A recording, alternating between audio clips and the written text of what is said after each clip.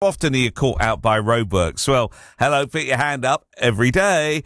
Dozens of emergency works are carried out by utility companies every day across Surrey. Well, now the government's being urged to make changes to try and avoid some of the disruption that's caused. Jack Feen is BBC Radio Surrey's political reporter.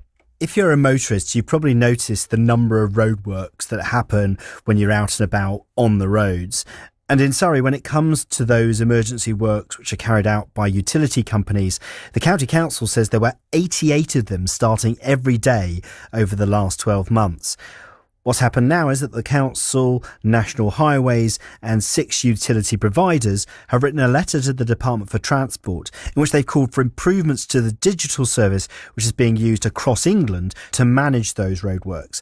And they say that there are changes which can be made to make it easier for the different organisations to share advance warning of emergency works. The County Council has also proposed other improvements, including an independent roadworks commissioner, mandatory signs to explain delays due to the works, and also for the impact on walkers and cyclists to be considered as well. Well, we've all got something to say about roadworks, so we thought, well, where should we go? Weybridge, the destination, where people recently told us about the impact of some gas main works there. There was 6 weeks of two-way traffic, single line traffic on the main road into Weybridge, which was causing tailbacks in every direction. I mean, it was gridlocked from time to time. So, and it just seems to be one set of roadworks after another. I know it's on a website somewhere, and if you can trawl to find which page it's on, it'll tell you. But it just seems that they pop up anywhere you least expect them. My work colleagues have been held up getting into work a few times.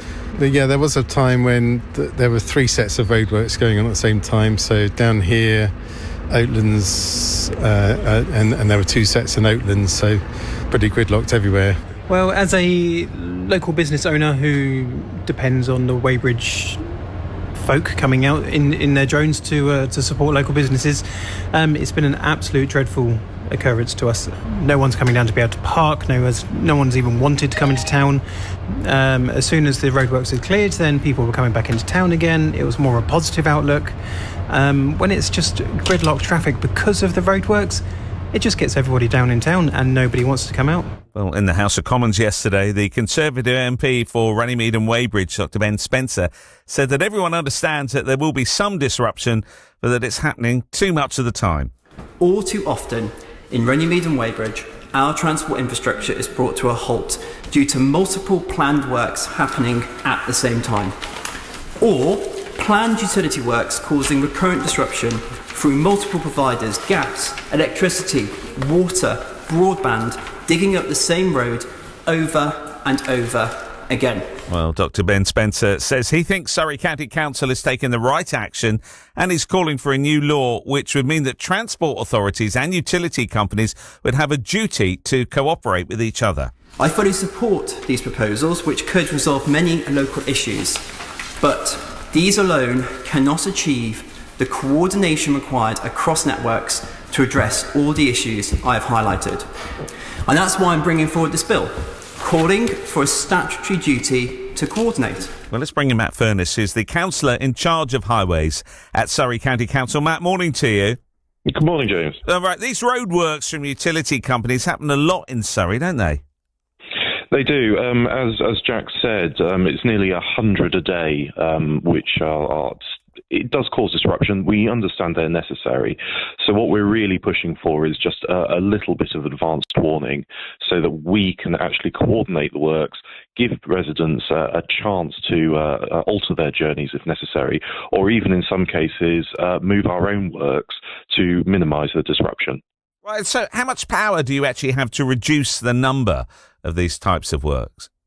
On emergency works, 0. We are often informed after the event, so any form of advance notice is welcome, and that's what we're calling for, because the utility companies will know that they will need to go in and do something. Even a couple of hours would make such a difference, because it means we can alter or change other works on the network. Also, many of us use, like, the sat-nav on our phone, which is meant to be live. It'd be really helpful if they actually informed that, because it might actually reroute us on our journey to work. Absolutely, yes. I mean, we've been working closely with utility companies to drive this better coordination and communication. We're pleased that the six of sort of key areas, water, gas, broadband, are supporting this. But the fact remains that we're working on legislation which is over 30 years old and has not been updated in that time. Right. And you're writing to the government about a change that you and National Highways and the utility companies want to see. So what difference would that make? Are you all in agreement then? Yes, on these points that we've set out. I mean, the fact is that the mandatory sort of on-site signage would be absolutely key. It would let residents understand that what the utility company is doing. But it's more about that forewarning and allowing us just to coordinate and reduce the disruption to the network. At the end of the day, less than sort of 30% of the works on the highway are the council's works. The majority are private or utility. But the fact is that we're nearing 100 emergency works a day, which just aren't coordinated. Any advance warning would help not only the council coordinate, but residents just have an idea of how best to travel. All right, good talking to you, Matt. Appreciate that.